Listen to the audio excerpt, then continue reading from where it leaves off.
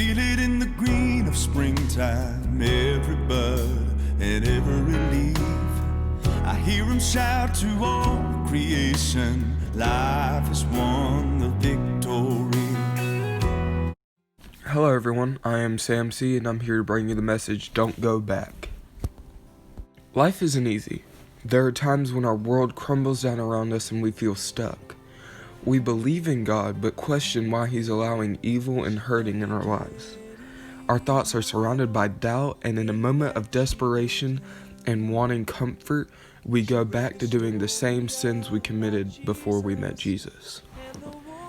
Why do we do this? Why do we go back to something we know won't fulfill our needs? There is no reason to go back to it. Maybe it will give you comfort for just a second, but then it's followed by guilt and shame. Why do we go back to a temporary and harmful comfort when we could go to a God who is full of grace and mercy and will give us an everlasting comfort? Simon Peter knew of this very well. In John chapter 21, Peter was discouraged. See, he had just denied Jesus 3 times, just like Jesus told him he would. And when the rooster crowed and he locked eyes with Jesus, he felt so guilty that he fled. And after Jesus had died, Simon Peter went to fishing. When he met Jesus, he was fishing, and now with all hope lost, he went back to doing the same things he was doing before he met Jesus. Our lives can be very similar. We follow Jesus until something bad happens and we give up. But Jesus didn't give up on you, so don't give up on Him. I know it'll be hard, but in your darkest times, that's where you find God, and He'll give you the strength to press on. Another man in the Bible wanted to give up. You'll find his story in 1 Kings 19. The prophet Elijah had just proven of God's existence to Ahab and slain the prophets of Baal. In verse 1, the queen Jezebel had received this news from Ahab, and then in verse 2, she sent a messenger to tell Elijah that he would be killed for slaying the prophets of Baal. If you skip to verse 10, Elijah believes he's one of the only prophets left and being hunted, so he asked God to take his life away. He had given up. He didn't want to deal with life anymore. He flees to a cave and stays there. Then God in a whisper told him to anoint a king to Aram and a king to Israel. And God told him that he was not the only prophet, but that God had 7,000 more followers that denied Baal. So just like Elijah, we want to give up.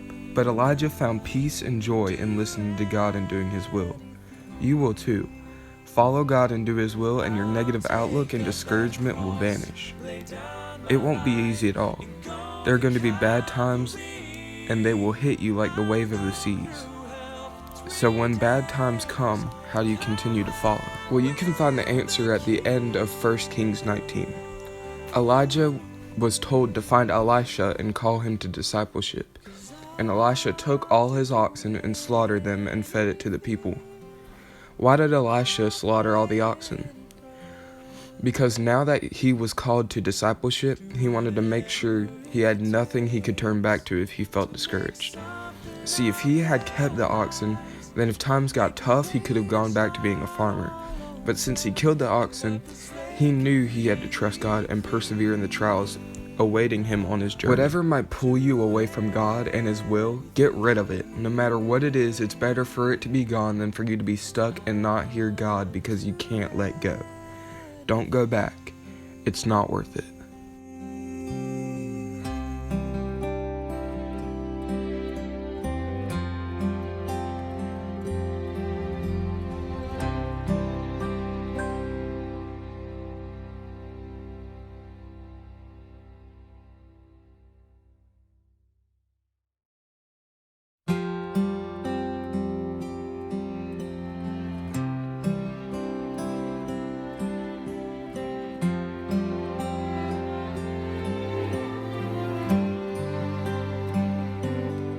She found a Gideon Bible in that cheap motel.